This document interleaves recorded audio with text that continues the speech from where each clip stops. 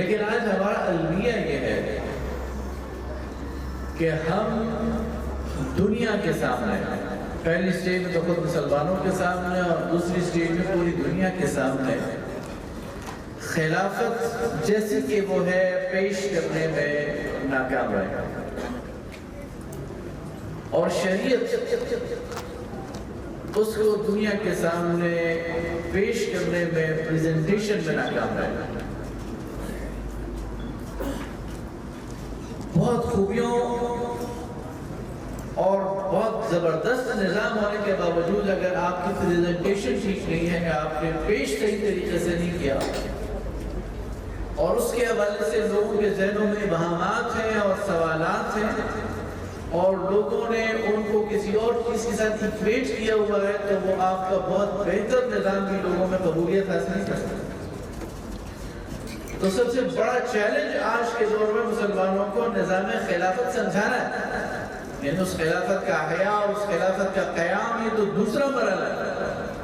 پہلا مرحلہ یہ ہے کہ لوگوں کو بتایا جائے کہ وہ خلافت ہے کیا، اس کے ایٹریبیوٹس، اس کی کوالٹیز کیا ہیں، اس کی خصوصیات کیا ہیں، اور اس کے اگر آپ تجربہ کرنا چاہیں تو اسی محفل میں شاید ہم کسی ایک بات پر متفق نہ ہو سکے اور ہر ایک کا اپنا خلافت کا تصور ہو۔ یہ بہت بڑا چیلنج ہے خلافت کے راستے میں، اور اس کو عبور کرنا، اس کا مقابلہ کرنا، اور لوگوں کو خلافت بتانا کہ وہ خلافت ہے کیا، یہ اور خاص طور پر آج کی نوجوان نسل کو جو کہ کوشچن کرتی ہے، جو سوال اٹھاتی ہے، اس کے لیے یہ بہت ضروری ہے۔ اور میں سمجھتا ہوں کہ محترم قاضی ظفر الحق صاحب کو اس پر توجہ دینی چاہیے کہ ہم عوام الناس کو اور اس نوجوان نسل کو خلافت سمجھائیں، اور ایک دفعہ یہ خلافت انہیں سمجھ آ گئی تو اتنا پاپولر سسٹم ہے، یہ اتنا اٹریکٹیو سسٹم ہے، یہ اتنا پرکشش نظام ہے کہ لوگ خود اس کی طرف آئیں گے اور باقی تمام نظاموں کو ٹھوکر پر رکھیں گے، پھر کسی اور نظام کو قبول نہیں کریں گے، لیکن یہ نظام سمجھانے کی ضرورت ہے۔ اسی طرح شریعت کی ہم بات کرتے ہیں، شریعت ہم نے لوگوں کو سمجھائی نہیں ہے۔ شریعہ لفظ اگر اس پر غور کیا جائے تو اس میں لائف ہے، اس میں حیات ہے، اس لیے کہ شریعہ کہتے ہیں پانی تک پہنچنے کا راستہ، احوط السقاء تشریح، تشریح کہتے ہیں پانی کے گھاٹ کو، پانی زندگی ہے، انسانی زندگی بھرپور لائف وہ شریعت میں مضمر ہے۔ اگر ہم اس شریعت کو اچھی طرح لوگوں کے سامنے پیش کریں، وہ عقل کا مارا ہوگا اس کو ریجیکٹ کرے، لیکن ہم نے اس شریعت کو بھی لوگوں کو سمجھانے کی جو مقاصد شریعت پر امام غزالی نے بات کی ہے، امام ابو اسحاق شاطبی نے بات کی ہے، اور پھر اس کے بعد مسلسل اس پر بات ہوتی رہی ہے کہ لائف یہ تو جان کی تحفظ کے لیے ہے، یہ تو مال کے تحفظ کے لیے، یہ تو دین اور اخلاق کے تحفظ کے لیے ہے، یہ تو عرض اور عزت کے تحفظ کے لیے ہے، یہ تو دین کے تحفظ کے لیے، تو نسل کی بقا اور تحفظ کے لیے ہے۔ لیکن آج ہم شریعت کو بھی لوگوں تک صحیح معنوں میں پہنچانے میں ناکام رہے، اس لیے لوگ سوال کرتے ہیں۔ اس لیے یہ جو تحریک حیاء خلافت ہے، یہ تحریک شریعت ہے،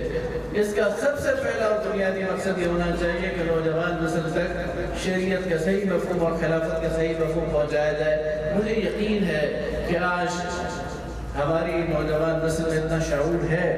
کہ جب اس تک یہ صحیح پیغام پہنچائے گا وہ انکار نہیں کریں گے۔ اور مسلمانوں کی بھی بات کرتا ہوں، پوری دنیا کی بھی، ابھی ہمارے ایک استاد محترم نے بات کی، مغرب اس کی طرف آ رہا ہے،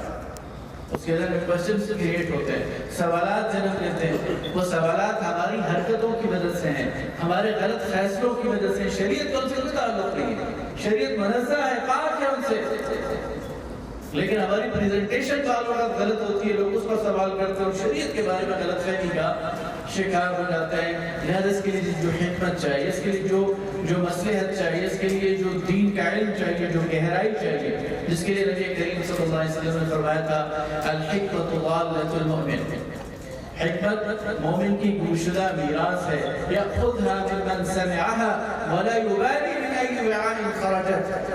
وہ جہاں سے اس کو لیتا ہے اٹھا لیتا ہے اپنا لیتا ہے اور اس بات کی پرواہ نہیں کرتا کس برتن سے یہ بات نکل رہی ہے. تو مومن اس کے لیے جو دانائی کی ضرورت ہے, جس حکمت کی ضرورت ہے, جس بصیرت کی ضرورت ہے, اور اس کا سورس قرآن ہے, اس کا سورس نبی کریم صلی اللہ علیہ وسلم کی پاکیزہ سیرت اور سنت ہے, اس کا سورس ہمارے سامنے ہماری 1000 سال کی فقہی تراث ہے. جو لوگ یہ کہتے ہیں اسلام کا سسٹم, اسلام کا نظام, اسلام تو 1000 سال تک دنیا پر حکمرانی کرتا رہا. اسلام نے تو بڑی بڑی سلطنتیں چلائی ہیں, اسلام نے تو معاشی نظام بھی دیا ہے, اسلام نے تو بین الاقوامی نظام بھی دیا ہے, اسلام نے تو جنگ اور عدل کا نظام بھی دیا ہے. اسلام کی فکر اتنی بھرپور ہے, اتنی اس کے اندر گنجائش ہے, اتنا توسع ہے کہ انسان حیران رہ جاتا ہے. لیکن اصل میں بات یہ ہے کہ ہم خود احساس کمتری کا شکار ہو گئے. ہم وہ مغرب کی طرف سے آنے والی چیزوں کو چمکتا دمکتا, جس کے بارے میں اقبال نے کہا تھا کہ نظر کو خیرہ کرتی ہے چمک تہذیب حاضر کی, اور نظر کو خیرہ کرتی ہے چمک تہذیب حاضر کی, یہ صناعی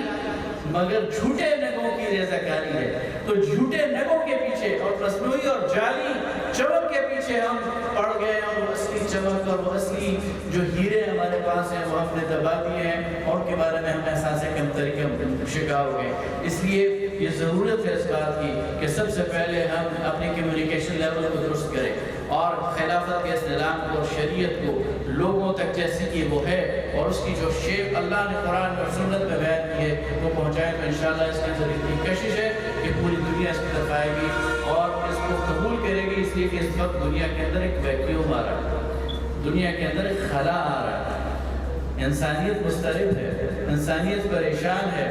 اپنے فیملی سسٹم کی وجہ سے پریشان ہے. وہ جو انہوں نے ایک مشینی انداز اختیار کر لیا ہے اس کی وجہ سے پریشان ہے. یہ جو سرمایہ کی دوڑ بن گئی ہے اور دنیا کو الہ بنا لیا ہے, اس کی وجہ سے یہ انسانیت پریشان ہے. اور اس کے سامنے آپ اسلام کو پیش کریں گے, یہ دوڑ کے اس کی طرف آئیں گے, لیکن پیش کرنے والا صحیح ہونا چاہیے. وآخر دعوانا الحمدللہ رب العالمین. وقاص خان صاحب جو بہت زیادہ جامعیت کے ساتھ اپنے خیالات کا اظہار فرما رہے تھے کہ ہمارے پاس الحمدللہ دنیا کو دینے کے لیے بہترین نظام موجود ہے, اور اس کا انتہائی شاندار ماضی ہے, لیکن اگر ہم خود ہی اپنے پاس موجود جوہر سے قیمتی ذخائر سے, علمی تراث سے خود واقف نہیں ہوں گے, ان کو بہتر انداز میں اپنے سامعین, اپنے ناظرین تک, اپنے متعلقین, متوسرین تک نہیں پہنچائیں گے, تو پھر ان کی طرف سے عدم تعاون کی شکایت یہ بجا نہیں ہے. عدم تعاون تب ہے کہ جب ہم اپنی تراث سے بہتر طور پر اپنے سامعین اور اپنے ناظرین کو آگاہ نہیں کر سکتے. اللہ جل شانہ اس کمی اور اس خلا کو پر فرمائے. میں سبسکرائب کریں, شیئر کریں اور بیل آئیکن کو دبانا نہ